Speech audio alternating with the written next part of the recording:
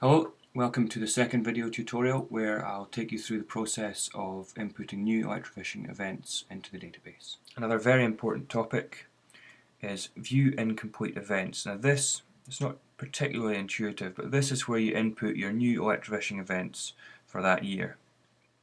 First thing, you're always going to view incomplete events. If I click on that, you can see here that there's one event in there that the TAIR are currently working on. So if I want to add in a new electrofishing site that I've just surveyed, click Add New here. That brings up this option here, so you put your date in, and then site code. This is very important. You want to assign the event to a specific site, and to do that you click the little box to the right here. Click that, and site code, say I want to put in ALM1, I know is one of the core sites on the TAI. If I put that in there and search that using the green box, it gives me my site here. So if I click on the ALM1, that's assigned me my site here. Then I just need to put the fishing type in. You can do presence absence, 1 mil quant, 5 mil or timed. And then say it's a 3 fishing, you put that in there. You can choose your purpose. And habitat, you can either do a transect, general habitat survey, or none. And then if you use, say, 3 points, you can assign that as well. So then you can allocate your in-stream cover. Target species, Atlantic salmon. If you missed any salmonids, you can put that in. It's not essential at all, but if we just put in 0 there, and then you can say if other fish species are present. We'll say yes for now. Any notes? Put your notes in there, and then you click tick to submit that. Okay, so that's your basic information in. The next step is to input your habitat data. This is done by clicking the Habitat tab here, which opens up the following 2 tabs. So I've already put in some data here, but I'll just show you how this was done. Firstly, go down to Edit at the bottom here.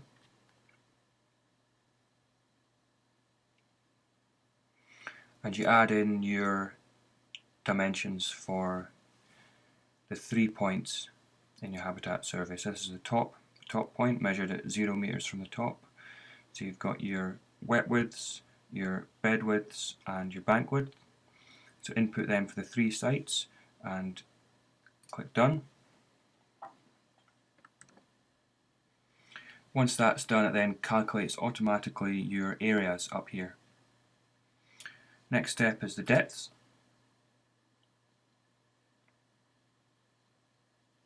You click on depth here, click on edit. I've already input these. Say I was to change this to 50, for example, and then click tick. It automatically flags up that all values must add up to 100. It's very important there, so I change that back down to 30. Click submit. That's okay there. So after you've got your dimensions, go into in-stream habitat, and by pressing edit you can add in your substrate down here, and you can also add in your other habitat variables here. So it's not silted, unstable, compacted. It's very good actually to add in substrate notes as well here from your recording sheet. Once that's done, click submit. So now following along to the right, click on flow.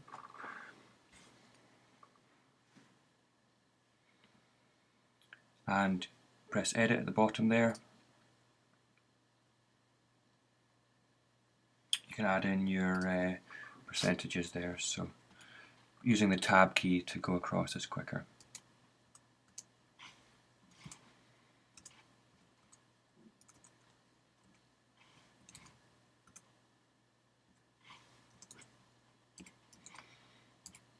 There's my flows in there, click done. Okay.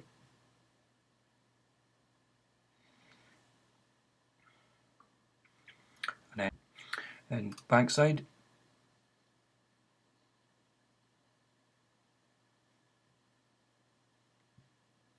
So our bankside cover firstly.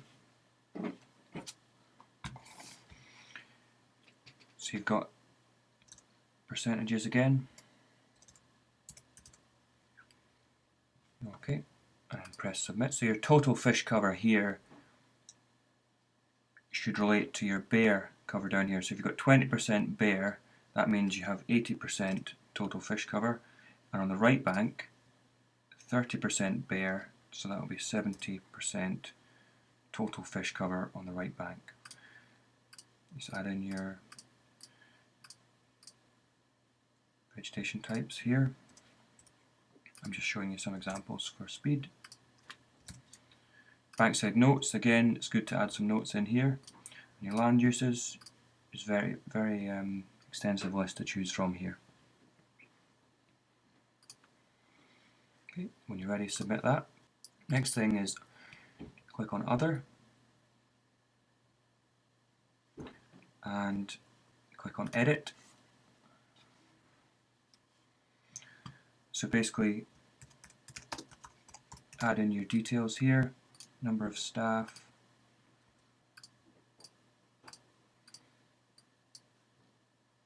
photos were taken as well, and click Submit. That's that in, and if you wish to add photos you can click on Photos here. So that's your basic habitat entered now. That's one of the main steps done.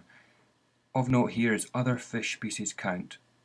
Before you add in your salmon and trout, always click on this if there is any other species.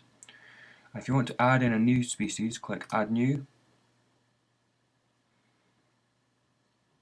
And if, for example, there was a lamprey, say it was a river lamprey, and say there was 25, you can add that in. Click OK. That's your lamprey in the site. The next stage is to go into the fish entry wizard.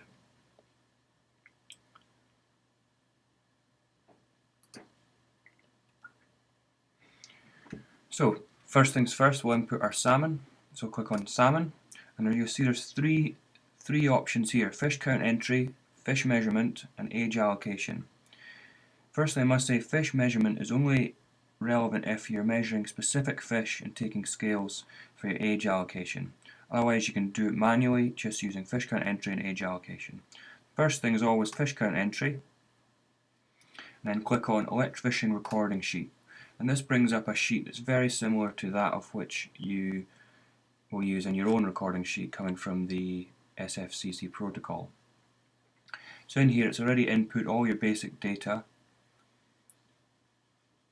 into the top here, and here's your recording sheet. So you can quickly input your fish and use the tab key for speed.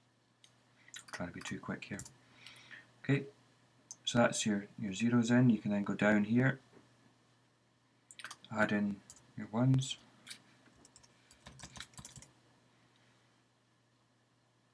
so you had some bigger fish, and you can click Reload Graph. And what this quickly shows is it could show any errors in your data entry. So look, I've got obviously zeros, ones, and maybe some twos there. Just check that it's okay. And then down here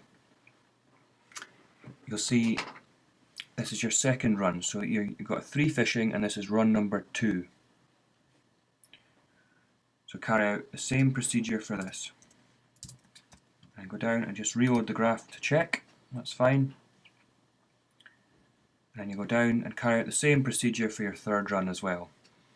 And that's already been saved. As soon as you tab out of one of these boxes, it's saved in the system, and you can click close up here. This takes you back into this menu, click return to menu, and now if you have any specific measurements, individual fish measurement, if you want to add a new measurement, for example on the first run you might have measured a salmon of that length, and you've taken scales and read them and it's a 0, and then you click OK and add another, and say in the first run you've also taken scales of a larger fish and you've taken scales and it's actually a 2+, so you're going to click add. That's just showing you how to do that process. Now you can go back in here, you can close that, go back in here, return to menu. Now you've got to allocate your ages for Atlantic salmon, age allocation. You want to always use fine, don't use coarse. Fine, continue, age allocation report. And what this does is it brings up a graph showing all 3 runs and your age allocations. So basically you can manually enter the breakpoint, say it's 65 here, and you can click that you're confident, that's fine. And for 1 you can say 135 if you wish, and click you're confident. You've also read scales for these 2, you can say 175, these are big salmon, and you're confident, you've read scales. And it's very important to click reload graph, and you've got to make sure that it assigns different colours to the different age classes here. Now mine hasn't done that, that's because I'm using iMac to record this screen tutorial and it is not compatible fully with the database, so because of the browser I'm using. So normally if you're using Internet Explorer, this would pop up here with 3 different colours for the different age classes, and that would show it's been successful. Because these boxes up here are still red, it's unsuccessful and it won't come through when you report. So make sure you use Internet Explorer 9 or earlier. I've heard reports from different rivers that Internet Explorer 10 is sometimes incompatible with this age allocation. That's very important. Okay, now close that, close, return to menu. Now you've got to do the same thing for trout. I won't go into that in detail, but it's just following the same procedure as salmon. And then click Exit Wizard, and this shows you your Electrofishing event here. Once you've done this, click View and Complete Events, and I'll go through the publishing and reporting steps in the 3rd video tutorial next.